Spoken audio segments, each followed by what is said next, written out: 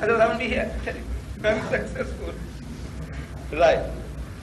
So you see, this ayah in Surah Maryam, it was preceded by those other words, where Allah says, وَقَالُوا اتَّخَذَ الرَّحْمَنُ وَلَدًا.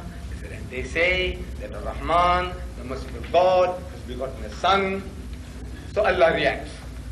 So لَقَدْ جِئْتُمْ شَيْئًا عِدًّا is one of the most abominable assertions one can make. It says, تَكَادُ السَّمَاوَاتُ يَتَفَطَّرْنَ مِنْهُ. It is the skies are ready to burst. وَتَنْشَقَّ الْأَرْضُ and the earth to split asunder. وَتَخِرُّ الْجِبَالُ حَدًّا and the mountains to fall down in utter ruin. Such a horrible swearing they give Allah. This is it. Father and son relationship. Such a horrible swearing. That if the heavens had a feeling like you, emotions like you, the heavens would have fallen. And the earth would have split asunder and the mountains fall down in utter ruin. But nothing happens to the Muslims. Nothing. You know, it's an amazing situation. That Allah Ta'ala reacts in the strongest language that you can imagine. That if you want to swear me, if you want to abuse me, you can't abuse me anything worse than this, to say that I begot a son. Allah begot a son, because begetting is an animal act. It belongs to the lower animal functions of sex. I'm asking the Englishman, again and again. When I read his catechism, an Anglican, Christian, I said, excuse me sir, tell me now, when you say beget, begotten son, begotten, not made, what are you trying to emphasize? Will you please explain? What are you really trying to tell me?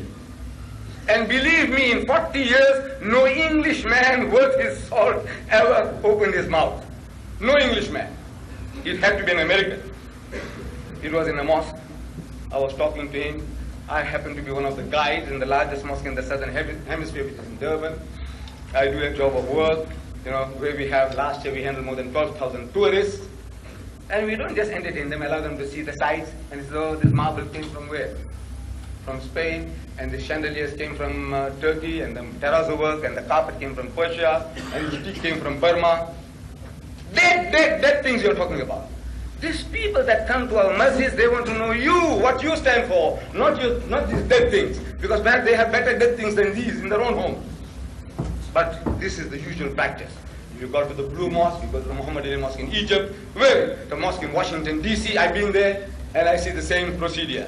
You know, where the marble came from, and the terrazzo came from, and the carpet came from, and the Turks did this, and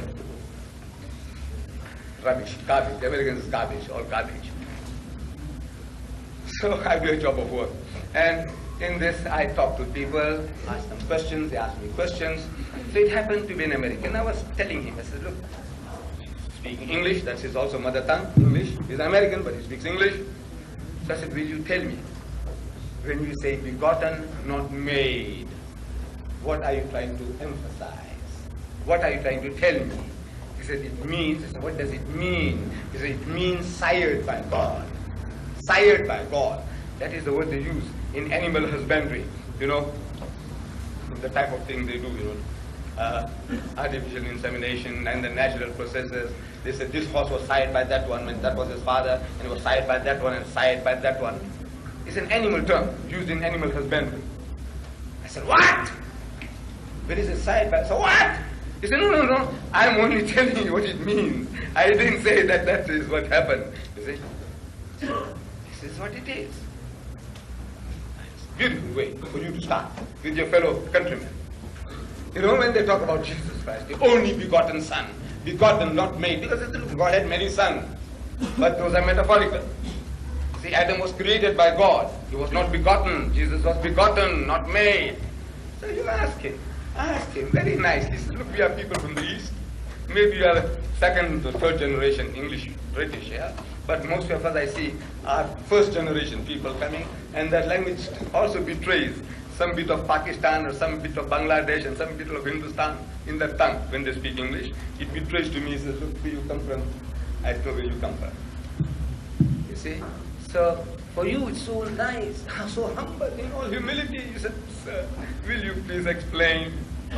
When you say begotten, not made, what are you trying to tell me? I don't understand. Will you please make it easy for me? And And wallah, no Englishman will ever open his mouth. That is the best way of teaching him. The fallacy of what he's telling you. Ask him, simple question, humble question. Please explain to me what is to beget in your language. When you say begotten, not made, what are you trying to tell me? Now, this is the main reason why in Islam we say you approach Allah as an abd, as a servant, as a slave. And the slave of God is a free man. He is a free man. This idea of father and sonship, we know what it has done to the mentality of people. That familiarity they want to create with God. And what that familiarity has done to them. See the example, it's there before you. In America you see it. You see it here in Hyde Park. When I was here I saw it on TV. 8,000 gays in London's Hyde Park advertising the way. Last June in San Francisco, not this June, the previous June, 300,000 sodomites, which you call them gays. They gathered in San Francisco on a pilgrimage led by 50 lesbians on motorcycles. This is the type of attitude you have towards God. You know, he's like a friend to you, like your bosom pal. You know, you can behave anyhow you like with him. That awe, respect, reverence is gone. So, when you think like that, you behave like that. Then now people generally ask, all these things, now how do you get to all these sort of things? Which school, which university, which Darul Uloom you went to? Wallah, I went to no university, I went to no Darul Uloom.